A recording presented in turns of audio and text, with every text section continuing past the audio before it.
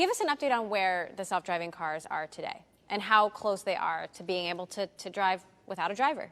So our objective is to deploy these cars in the most complex environments. That's why we're testing and demonstrating here in San Francisco. We want to deploy with scale, and we want to deploy with a really high level of safety.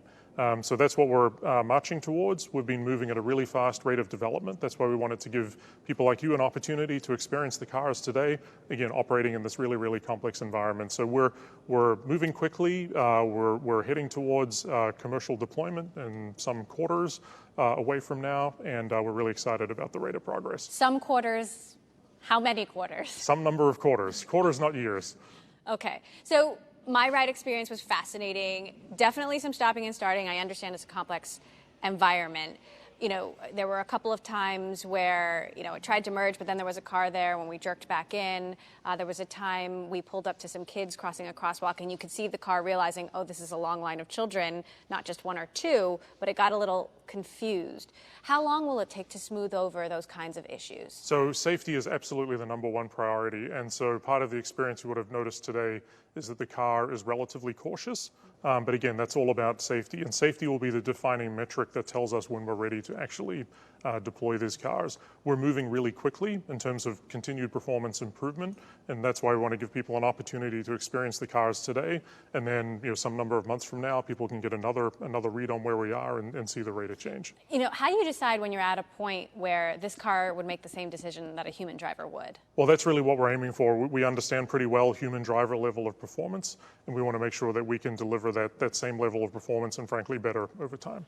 There's still a steering wheel. There are still pedals, still a safety driver. Right. How far away are you from a car without a wheel, without pedals? Well, it's back to this, you know, what needs to be true to launch commercially, and that's getting the right level of safety performance. And as soon as we get to that level in time, we'll be able to pull the driver out of the car, the safety driver out of the car, and that will afford us an opportunity to rethink what the car might look like. What about affordability? Are they even close to being affordable, even for fleet companies? Well, one of the reasons that we think a rideshare environment is the logical place to deploy these cars is we can get a really high rate of utilization on them. So even in the early days when the cars are expensive and the sensor technology is expensive, we'll still have a really compelling business case and still be able to offer rides at a more affordable rate than where human drivers are at today. Can you give us an idea of how much it costs to make one now? I could, but I'm not going to give you a number. Okay. So then what is the strategy to bring these to market? So again, first thing is to get to the level of performance that we want to have. And once we're at that point in time, we see the logical first mode of deployment being into a shared network in a complex environment, urban environment. So a rideshare type model. You've partnered with Lyft. You've made a big strategic investment with Lyft. You also have an agreement with Uber to rent them a small number of cars. Whose side are you on? So our objective, again, is to get this technology deployed in the largest scale possible with the right level of safety.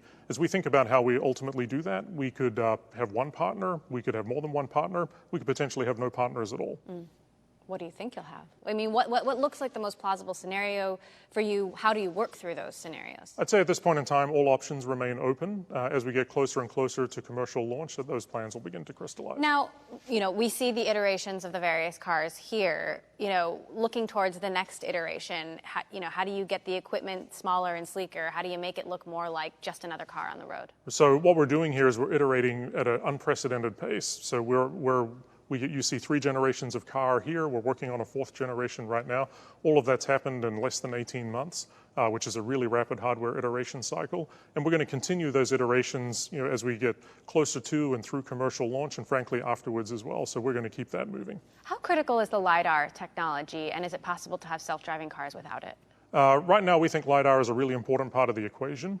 What we've been working on, we made an acquisition just recently, is getting the cost of the LiDAR sensors down dramatically. We think we can reduce that by almost 99% from where we are today to where we could be in the relatively near future to get the performance up and to get the reliability up. And we think with that combination of characteristics, we're going to have a really compelling multi-layer sensor suite. One of the most rewarding parts of the experience, I thought, was being able to see the app, see the car, see cars on the road, people on the road, and the objects moving across the screen. How does that all come together? So the car is obviously evaluating everything that's going on around it at a point in time. and it's making predictions as to what all of those different sort of characters are going to do, and then it plans its path around that. And so what you saw was a representation of what the car is seeing and how it's thinking about that environment. Is that based on Cruise, or is that other technology? That's all internally developed technology. All internally developed technology. So when it comes to Cruise, is Cruise doing all of its high-definition maps in-house? And if so, how does it differentiate itself from competitors? So what we're doing is making sure that we control all of those pieces of the total system that we need to move as quickly as we can.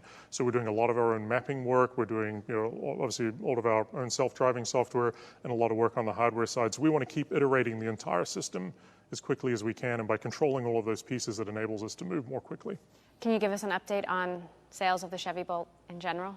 Chevy Bolt sales have been going really well. We had a record month last month. We expect to have another record month this month. We're feeling really good about the trajectory. So a year from now, where will GM's self-driving efforts be? We will be, I think, in a pretty interesting position a year from now, and we look forward to keeping you updated on that. What's been your most interesting experience in a self-driving car? It's really just been to see the rate of progress that we've been making. So it's been really exciting over the last 18 months from the time that we acquired Cruise, the rate of change to where we are today, able to share that with you and others, to get a sense for where we are, and with a pretty clear line of sight on getting to the point where we can launch this commercially. Would you take your family on a road trip in this yet? We've still got development work to go, but ultimately that's the objective.